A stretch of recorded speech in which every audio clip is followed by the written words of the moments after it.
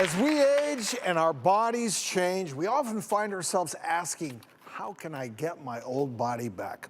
What if I told you you could turn back time with what we're calling the Menopause Makeover? Let's take a look. In high school, I was super active. I was a cheerleader, I ran track, I did gymnastics. But now at 50, there are more times than not, I don't like what I see in the mirror. I don't feel comfortable in my own body. It just impacts so many other things in life. 6 years ago, I met the love of my life, John, and we got engaged. So I'm super excited to have this procedure done so that I can look the best at the wedding. I'm going to be getting liposuction of my abdomen and flanks. It's the area that all of my friends and patients have warned me about. It's that tire that sits right around my tummy. Just because I'm in my 50s, I don't have to feel chubby or poochy, because now we have these great things to help us feel better about ourselves. So why not? People have told me that the 50s are the new 40s.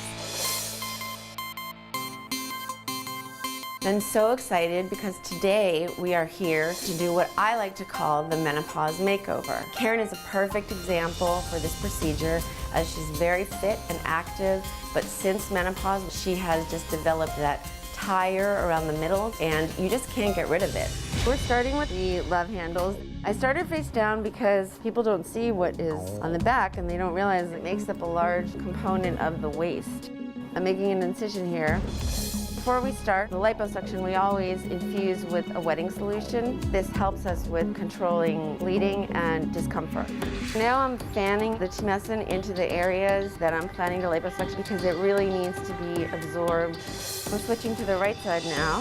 The fat's all loosened up and we are ready to go. We're going to start with her left flank. Doing this lengthens the waist. So now we're closing the incisions. We just flipped her over and you can see her shape is better now. All right, it looks like we're getting some good fat here. So I'm gonna switch sides now. This is looking really good. There's a lot of fat coming out. Just one more area and I'll be all done. The Menopause Makeover is officially done. I can't wait to see how it looks. Well, the Lipo Queen, board-certified plastic surgeon, Dr. Suzanne Trott is joining us today. If you're the queen, I'm the king. Nice to meet you. Well, I know both of us do a lot of liposuction, have done a lot of liposuction, and a lot of skill comes into it. So tell us, why is it so hard for women as they age?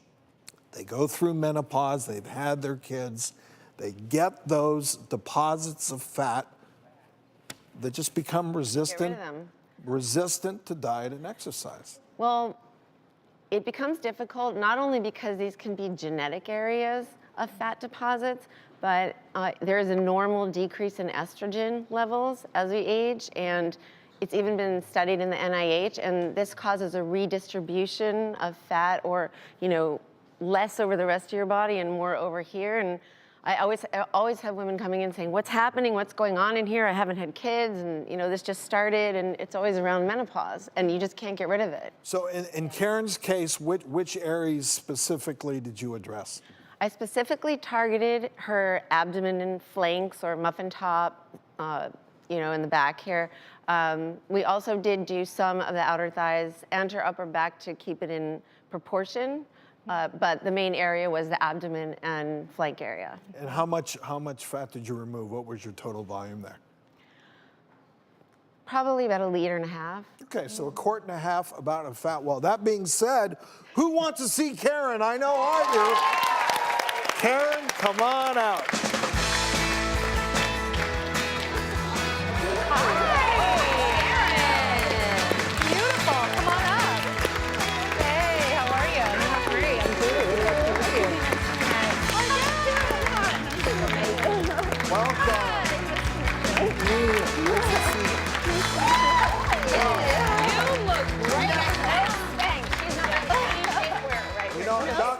Dr. Trott, I was going to ask her how she's doing, but that smile, I think, Oh my goodness. is worth 1,000 words. It looks like you have a very happy patient there. So how are you doing, Karen? I'm so happy. It's amazing. I wish I'd done it 10 years ago. Well, and as Dr. Trott alluded to, I mean, this is where liposuction is awesome. Where you have those figure faults, whether it be post-pregnancy, post-menopause, just genetically, your body is programmed to keep fat in a certain area. Yeah.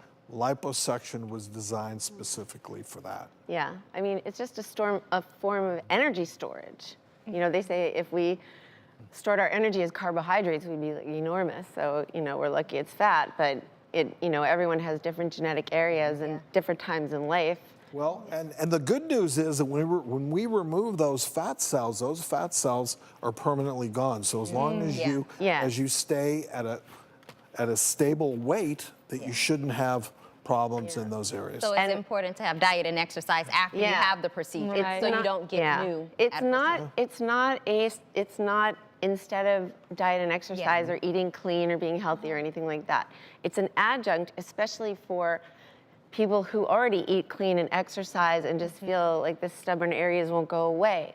I like to debunk the myth that the fat comes back somewhere else. I have people coming asking all the time, like, they think there's going to be a lump on their shoulder, or like on the side of their face or something, you know, and no, fat cells do not replicate, as you all know, as, you know, they get larger. They're a form of energy storage. So first, because there are some fat cells there in the area left over, those still will have to exercise. They're still, still, they will get bigger, but then it'll, you know, it will go slowly. I mean, you'd have to gain like 20 pounds and really work at it to start gaining weight other places, and it's not going to So Dr. Trott, you already mentioned this, I think, but you know, people who are already having a generally good diet and exercise plan, there might be good candidates for this. Are there any other people who you think are good candidates for this type of procedure?